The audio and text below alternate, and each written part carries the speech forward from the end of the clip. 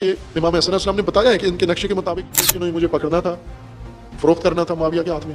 معاویہ نے مجھے دو آپشن دینے تھے، یا مجھے قتل کر دیتا، شہید کر دیتا، یا بخشش رحم کھا کر مجھے چھوڑ دیتا کہ میں آپ کو معاف کرتا ہوں. اور معاویہ کی معافی لے کر زندہ رہنا موت سے بدتر تھا. اسلام کو یقین تھا کہ مارے گا نہیں، وہ اس طرح سے ان کے ذریعے انہیں پیسہ دے کے مجھے گرفتار کر لے گا. اس کے بعد کہے گا کہ میں نے نواسۂ رسول ہیں، شریف آدمی ہے، میں نے چھوڑ دیا، میرے رحم و کرم پر اب آپ رہیں، باقی رہیں، زندہ رہیں.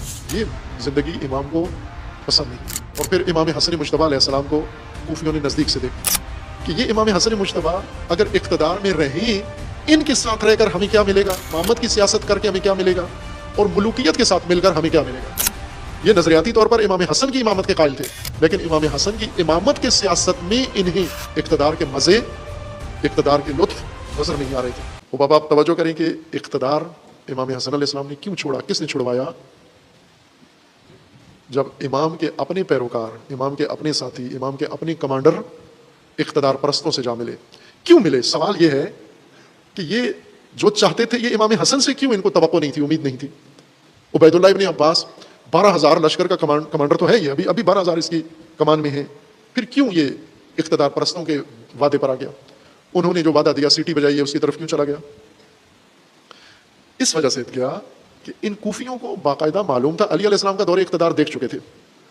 امیر المومنین نے اپنی سیاست کے زمانے میں اقتدار کو جوتی کی نوک پر رکھا، ان کے سامنے کہا کہ اقدار اصل ہیں، اقدار مہم ہیں، میں اقدار کا امام ہوں، اقتدار کا امام نہیں ہوں، میں اقدار کی خاطر اقتدار قربان کر سکتا ہوں، میں نے کیا ہے.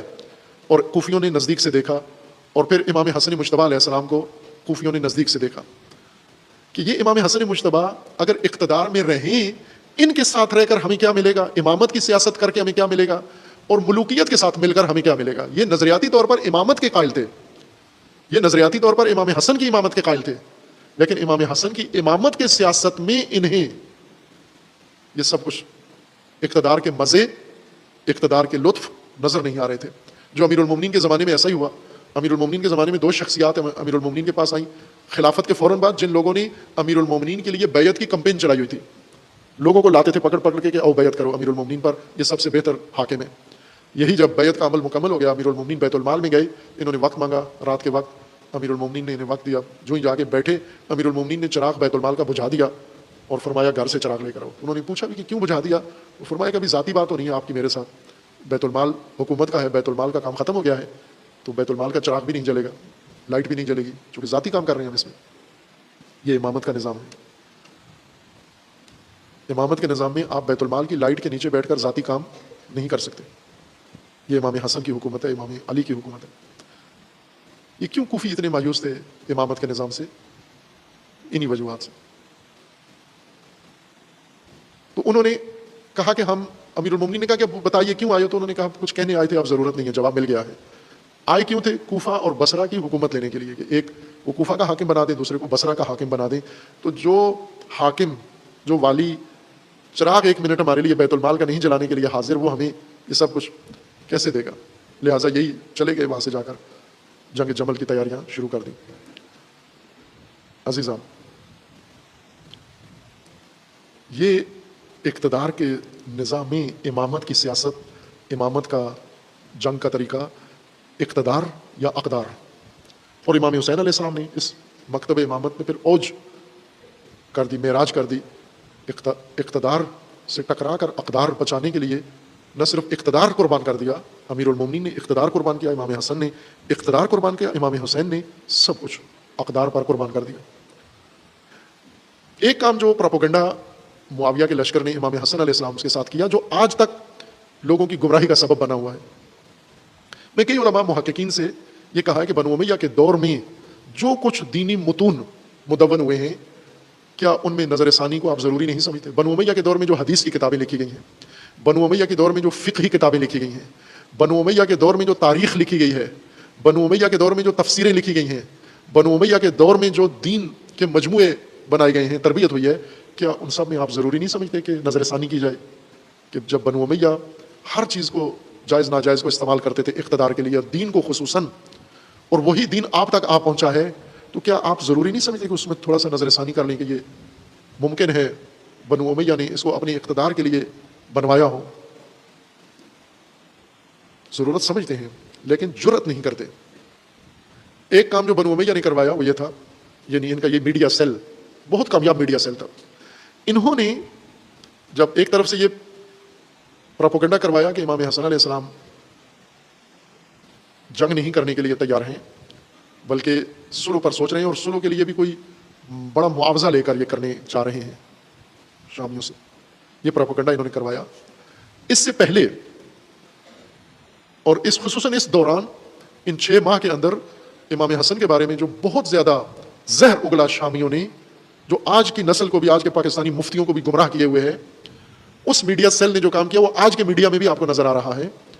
انہوں نے یہ اکسانا شروع کیا، پھیلانا شروع کیا کہ امام حسن علیہ السلام کو سیاست سے، اقتدار سے، جنگ سے، دشمن سے کوئی سروکار نہیں ہے، یہ تو کثرت سے شادیوں میں مصروف ہیں، ان کی خفیہ شادیاں ہیں سینکڑوں کے حساب سے، اور ان کے گھر ہیں، بنگلے ہیں جگہ جگہ پر، ان کی پراپرٹی ہیں، ان کے فلاں ہیں، ان کے پاس مال و منال و مال و دولت اتنا ہے.